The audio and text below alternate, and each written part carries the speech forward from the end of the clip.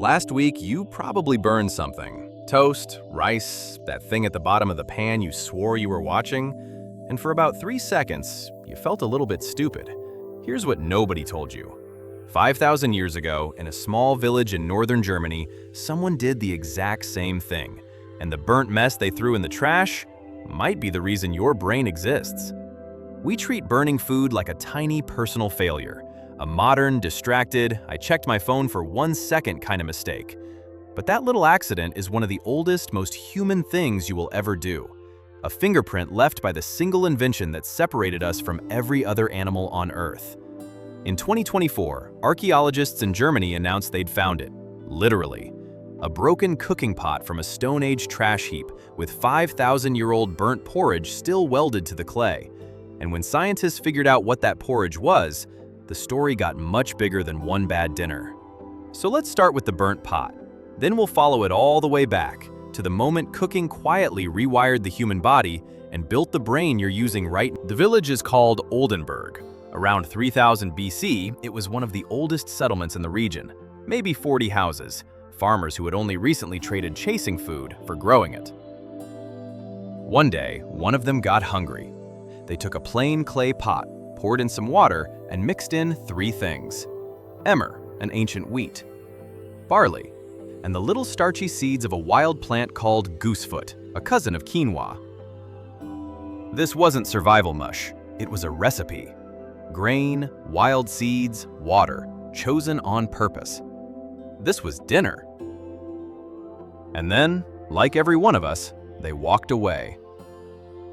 The pot burned.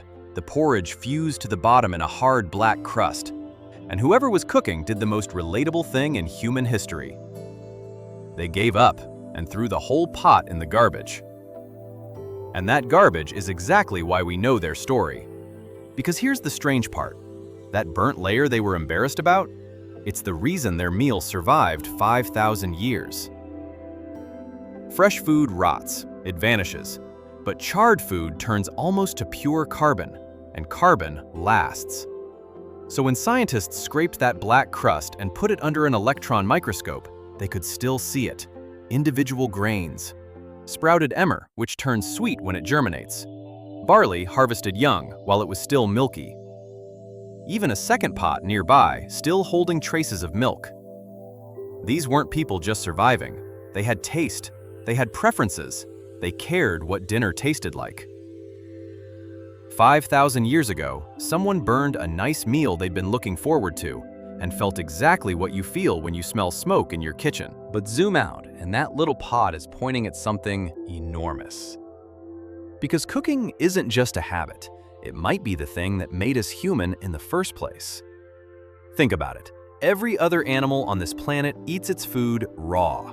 Lions, chimps, deer, raw. Always. Humans are the only species that cooks, and we don't just prefer it, we depend on it.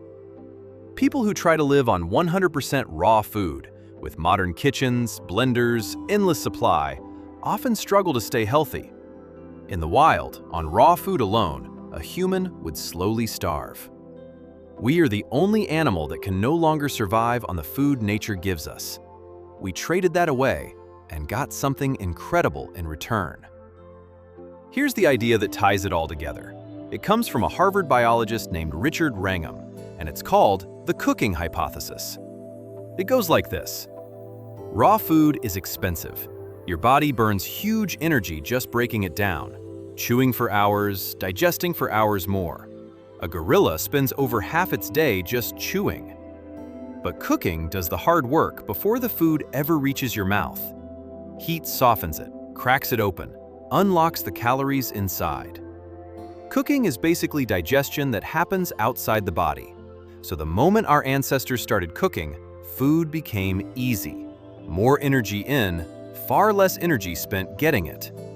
And that changed the body itself. Because digesting raw food needs a massive gut, long intestines working around the clock, burning enormous energy. Once cooking made food easy, that giant gut wasn't needed anymore. It shrank. And here's the payoff. All that freed up energy had somewhere to go. It went to the brain. Because the brain is the single most expensive organ you own, about 2% of your weight, burning around 20% of your energy. You cannot grow a brain like that on a diet that barely feeds you.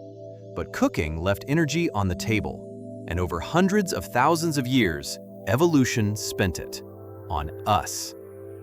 Smaller gut, bigger brain.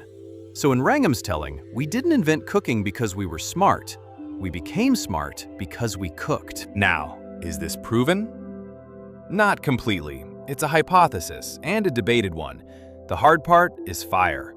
Wrangham thinks cooking began almost 2 million years ago with an ancestor called Homo erectus, right when the fossils show guts shrinking and brains ballooning. But solid, undeniable evidence of controlled fire only reaches back around 800,000 years. Critics say, no fire, no cooking. Wrangham says, the body's changed far too early for anything else to explain it. That argument is still burning today. But step back from the debate and look at the whole line. An early human, almost 2 million years ago, by a fire, food getting softer, brain getting bigger. A farmer in Germany 5,000 years ago, mixing grain and water in a pot and walking away. And you, this morning, standing over a pan, smelling smoke, feeling a little bit stupid. It's the same act, the same fire, the same story, running unbroken through every single one of us. So the next time you burn dinner, don't feel dumb. You just did the most human thing there is. The thing that shrank our guts, grew our brains, and quietly built the mind that's able to feel embarrassed about it in the first place. Somebody 5,000 years ago would understand completely.